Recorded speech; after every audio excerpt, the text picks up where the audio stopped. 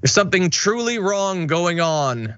Testicles around the world. New studies suggest that average global sperm concentration declined from an estimated 101.2 million per milliliter back in 1973 to less than half that in 2018, a drop of 51.6%.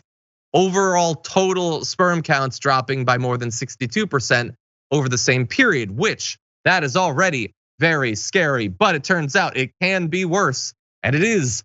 Researchers reported an accelerating rate of decrease, with sperm concentrations dropping by 1.16% each year since 1972, but more than double that annually since 2000. And this is based on a team of researchers with the Human Reproduction Update.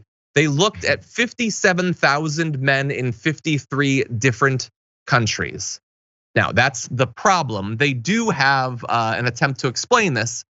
The lead author said that the primary suspect is a mother's exposure to man-made chemicals during pregnancy, with plasticizers, pesticides, herbicides, heavy metals, toxic gases, and air pollution believed to be among the chief culprits.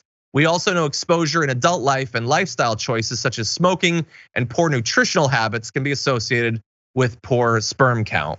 And it probably, in the end, is a combination of all of those things. But this is not a minor thing. This is a very significant thing happening to literally billions of people around the globe. JR, what do you make of it? Well, it's one of those things, we get a lot of folks complaining about, the demasculation of men and the breakup of families and low sperm counts. I think we've heard Tucker Carlson go on the sperm counts. That's why he had the radiation on the testicles thing he was doing. Yes, it sounds like that would hurt the count, honestly. You would think so, right? So their concern over this, again, seems to be surface based, because if you look into it, you could determine maybe some of the reasons why as you went through there, which maybe some of those things you can actually affect.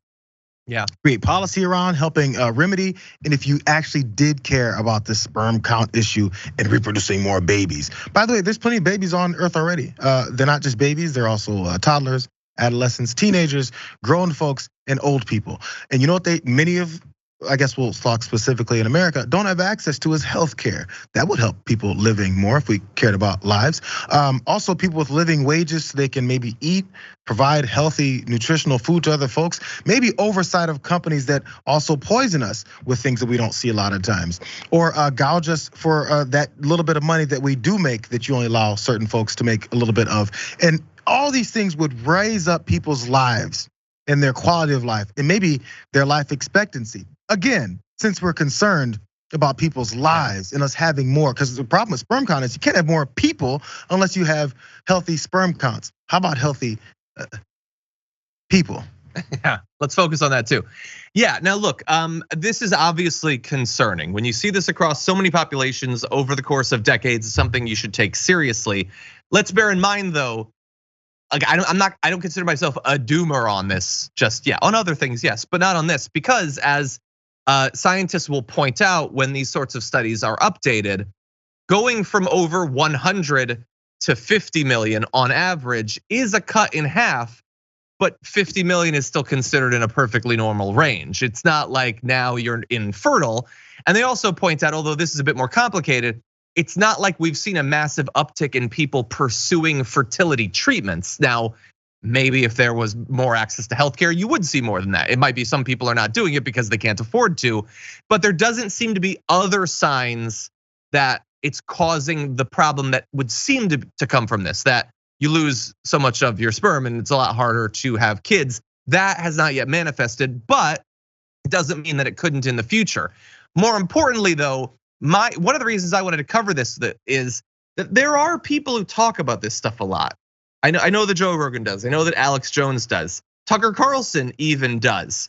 But they don't just talk about it and then really seriously interface with what the study authors are saying we need to do. They spin off into crazy town on conspiracy theories. Okay, I'll remind you of how this looks in practice. Take a look at this classic clip from Alex Jones. Does this to humans as well. That's why genitals, I don't care if you're black or white, are a third the size they were of a 1960s male.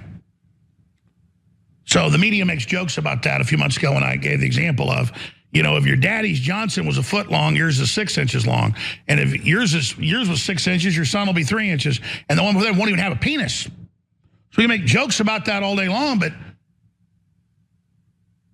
this isn't a game. And you can say, okay, well, who cares? Well, we're sterilized.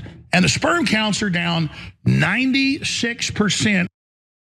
Okay, so no, they're not. He's totally wrong there. And where exactly he's getting his data on everyone's penis being half the size of their dad's, I can only think of a few ways in which you'd get that data. And anyway, whatever, spend your time however you want. But anyway, they take what is actually being found by scientists and then say and as a result of that, we need to be against this global cabal of, whether they say it or not, they mean Jewish people that are trying to destroy fertility. See, that is taking actual data and then going in an entirely unproductive, insane direction. I want to raise this, and we'll continue to talk about this, because the study authors are telling us why they think this is happening, and these are things we can actually do something about. We can deal with herbicides and plasticizers and pesticides and heavy metals and air pollution, okay? You can actually regulate that. The issue is that the people who so often focus on these topics, like the Alex Jones and the Tucker Carlsons, they do not want more regulation on polluting industries. They want the masses to get freaked out about George Soros trying to wreck your balls or something. So there's a productive way you can go and an unproductive way that we can go. And I think it's time for people who care about science and rationality to try to reclaim this and put us on a more productive path. So we'll be talking about this more in the future. Oh, anyway. George Soros, ball breaker. Who knew? The ball breaker. That sounds like a great character from a George R.R. Martin novel.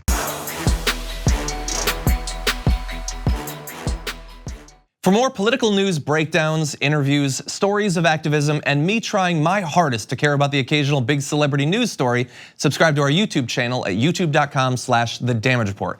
And you can ring the bell wherever it is so you don't miss anything.